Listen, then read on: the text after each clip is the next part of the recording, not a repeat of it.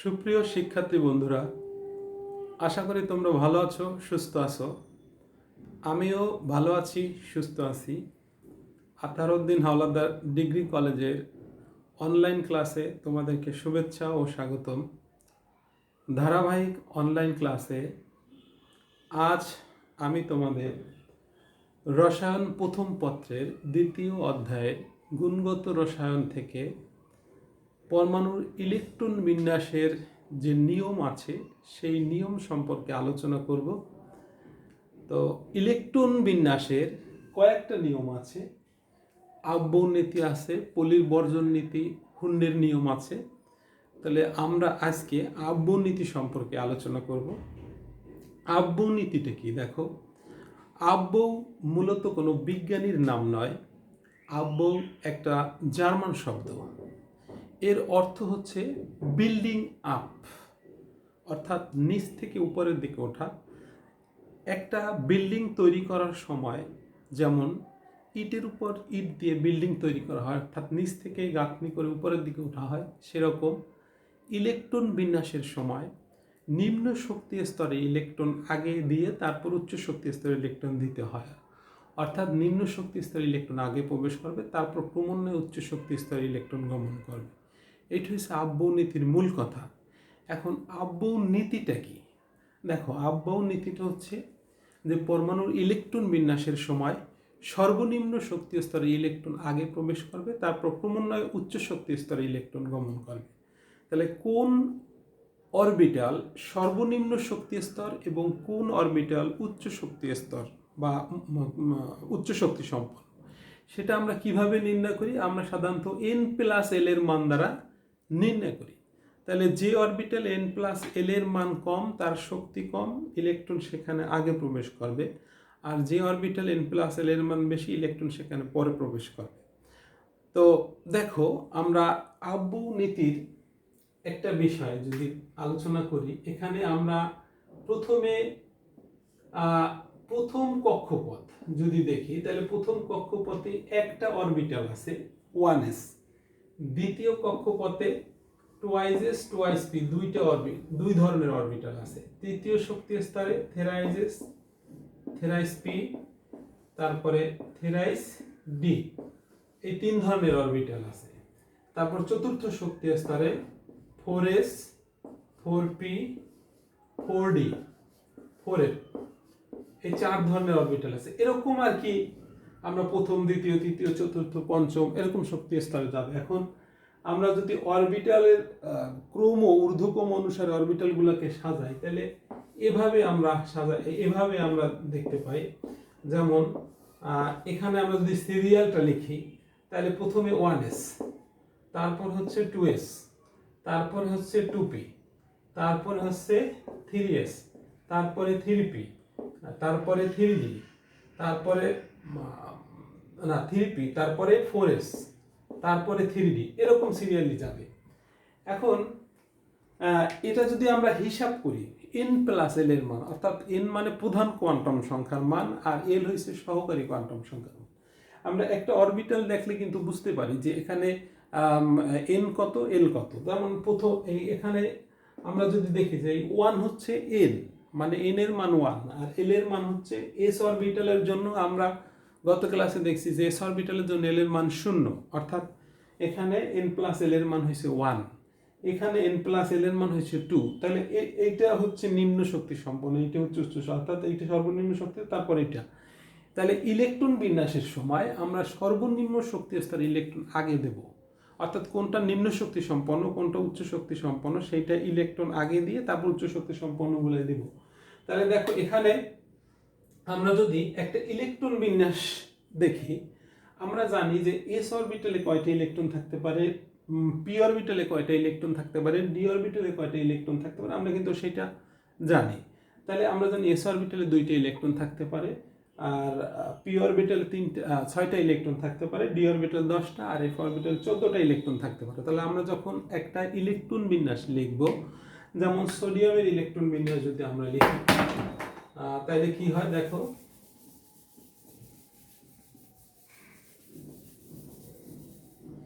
আমি এই সোডিয়াম তারপরে পটাশিয়াম, এগুলো ইলেকট্রন বিন্যাস যদি দেখি, 1s2 2s2 2p6 3s1, অর্থাৎ এখানে 11টা ইলেকট্রন আছে। এই 11টা ইলেকট্রন কিভাবে যাবে? তো প্রথমে এইটায় যাবে দুইটা, পরে এইটায় যাবে দুইটা, মানে দুইটাই থাকতে পারে, দুইটাই দেবো, দুইটাই থাকতে পারে দুইটাই, আর এখানে 6টা থাকতে পারে, সেই জন্য 6টা দিলাম, তা হলো 10টা, আছে 11টা, সেই জন্য এখানে আমরা একটা দিব। তাহলে এভাবে আমরা ইলেকট্রন বিন্যাস লিখব।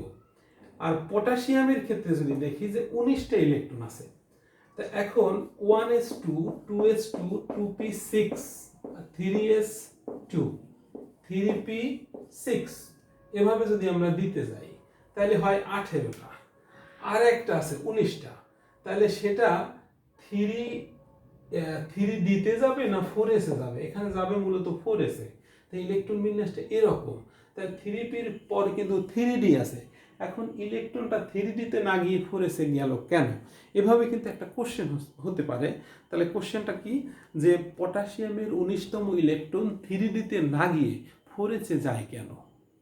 সেই সেই সেই কোশ্চেনের উত্তর যদি আমরা দিতে যাই, তাহলে আমরা বলবো যে প্রথমে আব্বনীতির কথা বলবো, যে আব্বনীতি অনুযায়ী আমরা জানি যে পরমাণু ইলেকট্রন বিন্যাসের সময় সর্বনিম্ন শক্তি স্তরের ইলেকট্রন দ্বারা আগে পূর্ণ হবে, তারপর ক্রমান্বয়ে উচ্চ শক্তি স্তরের ইলেকট্রন গমন করবে। তাহলে কোন অরবিটালের শক্তি কম বেশি? হ্যাঁ, আমরা n+l এর মান দ্বারা নির্ণয় করি। যার n+l এর মান কম, তার শক্তি কম, ইলেকট্রন সেখানে আগে প্রবেশ করবে। এভাবে আমরা বলে তারপরে আমরা থ্রি ডি এবং 4s এর ক্ষেত্রে, 3d-র ক্ষেত্রে আমরা n+l এর মান যদি হিসাব করি, এখানে n এর মান হয়েছে 3, l এর মান হয়েছে 2, n+l এর মান হয়েছে 3 + 2 অর্থাৎ 5। আবার 4s এর ক্ষেত্রে আমরা যদি দেখি যে এখানে n এর মান হয়েছে 4, l এর মান হয়েছে 0, তাহলে n+l এর মান কত? n+l এর মান হচ্ছে 4 + 0 = 4। অর্থাৎ এখানে আমরা দেখলাম যে 3d এর চাইতে 4s এর শক্তি কম, সুতরাং এটা নিম্ন শক্তি সম্পন্ন, এখানে ইলেকট্রন আগে প্রবেশ করবে। এই জন্য পটাশিয়ামের 19তম ইলেকট্রন 3d-তে না গিয়ে 4s এ যায়। এরকম যদি কোশ্চেনের উত্তর মানে কোশ্চেন আসে, তাহলে এরকম আমরা উত্তর দেবো যে পটাশিয়ামের 19তম ইলেকট্রন 3d-তে না গিয়ে 4s এ যায় কেন? তখন আমরা প্রথমে আব্বনীতিটা বলবো, তারপর বলবো যে কোন অরবিটালের শক্তি কম বেশি আমরা n+l এর মান দ্বারা নির্ণয় করতে পারি। যার n+l এর মান কম, তার শক্তি কম, ইলেকট্রন সেখানে আগে প্রবেশ করবে। তারপর 3d এর ক্ষেত্রে এখানে আমরা পাইলাম 5, আর 4s এর ক্ষেত্রে আমরা পাইলাম 4। তাহলে এখানে যেহেতু 4s নিম্ন শক্তি সম্পন্ন, সুতরাং ইলেকট্রন এখানে আগে প্রবেশ করবে, তাই পটাশিয়ামের 19তম ইলেকট্রন 3d-তে না গিয়ে 4s এ যায়। এভাবে কিন্তু আমরা বলবো। এবার যদি আমরা দেখি যে দুইটি অরবিটালে n+l এর মান সমান হয়, সেক্ষেত্রে আমরা কি করব? সেক্ষেত্রে আমাদের একটা পথ আছে, সেটা হচ্ছে যে যার n+l এর মান কম, তার শক্তি কম, সেটা তো আমরা জানি, কিন্তু যদি সমান হয়, সমান হলে তোমার যে অরবিটালের n এর মান কম, অর্থাৎ প্রধান কোয়ান্টাম সংখ্যার মান কম, সেখানে ইলেকট্রন আগে প্রবেশ করবে। আমরা যদি সেই রকম একটা ইলেকট্রন বিন্যাস দেখি, তাইলে আমরা ভালোভাবে বুঝতে পারবো। তো সেরকম একটা ইলেকট্রন বিন্যাস আমি দেখাবো, সেটা হচ্ছে যেমন আমরা স্ক্যান্ডিয়াম হচ্ছে 21, তাহলে এর ইলেকট্রন বিন্যাস হচ্ছে 1s2 2s2 2p6 3s2 3p6, এই হয়েছে কত 18। তারপরে 4s এ দুইটা যদি যায়, 4s এ দুইটা গেলে হয় 20, তাহলে আর একটা আছে, সেটা যাবে 3d1, 3d-তে একটা যাবে। এখন আমরা কিন্তু ইলেকট্রন বিন্যাস লেখার সময় কোয়ান্টাম সংখ্যার ধারাবাহিকতা বজায় রাখবো, সেই জন্য আমরা কিন্তু লেখার সময় এভাবে লিখবো যে 1s2 2s2 2p6 3s2 3p6, তারপরে 3d1 4s2, অর্থাৎ আমরা 4s এ আগে দুইটা দিব, তারপর বাকিটা আমরা 3d-তে দেবো, কিন্তু লেখার সময় আমরা কোয়ান্টাম সংখ্যার ধারাবাহিকতা বজায় রাখবো। যেমন এইটা হচ্ছে প্রথম শক্তি স্তর, এইটা হচ্ছে দ্বিতীয় শক্তি স্তর, এইটা হচ্ছে তৃতীয় শক্তি স্তর, এইটা হচ্ছে চতুর্থ শক্তি স্তর। তাহলে এই হচ্ছে ইলেকট্রন বিন্যাস।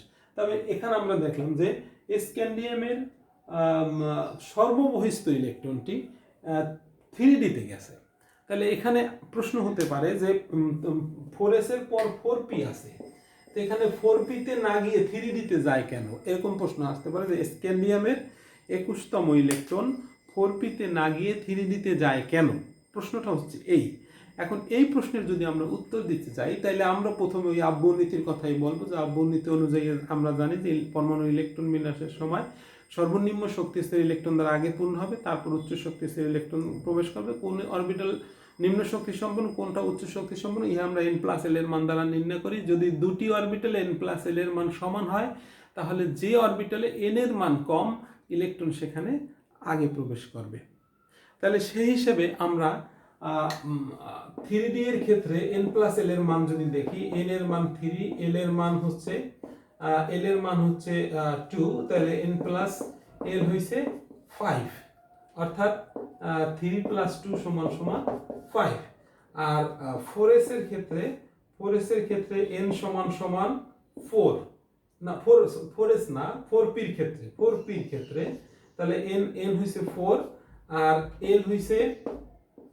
l এর মান হচ্ছে 1, তাই n+l হইছে 4 + 1 = 5, অর্থাৎ দুটি অরবিটালে কিন্তু n+l এর মান সমান হয়ে গেছে। অর্থাৎ এখানে কি হবে, এখানে হলো 3d আর 4p এর মধ্যে 3d এর ক্ষেত্রে n এর মান 3 আর এখানে n এর মান 4, তাই ইলেকট্রন 3d তে আগে প্রবেশ করবে। অর্থাৎ আমরা দেখলাম যে দুটি অরবিটালে যদি n+l এর মান সমান হয় তাহলে যে অরবিটালের n এর মান কম ইলেকট্রন সেখানে আগে প্রবেশ করবে। এভাবে আমরা পরমাণুর ইলেকট্রন বিন্যাস লিখব। আমরা আরও কিছু নিয়ম আছে, যেমন পলির বর্জন নীতি, হুন্ডের নিয়ম, এই দুটি নিয়ম নেক্সট ক্লাসে আমরা শিখব। আজকে এ পর্যন্তই আমরা দেখব, যে এ পর্যন্ত আমরা শুধু আব্বনীতি দেখলাম, আব্বনীতির সাথে আরও আমরা কিছু অনুধাবনমূলক কোশ্চেন পেলাম, যেমন দুইটা কোশ্চেনের কথা আমি বললাম, সেই কোশ্চেনের উত্তর দেওয়া যাবে। আবার পরমাণুর ইলেকট্রন বিন্যাসও লেখা যাবে, কিভাবে ইলেকট্রন বিন্যাস লেখে সেটা এখান থেকে আমরা শিখলাম। তাহলে আশা করি শিক্ষার্থী বন্ধুরা তোমরা ভালোভাবে বুঝতে পেরেছো। তাহলে আজ এ পর্যন্তই, আবার দেখা হবে, ভালো থেকো।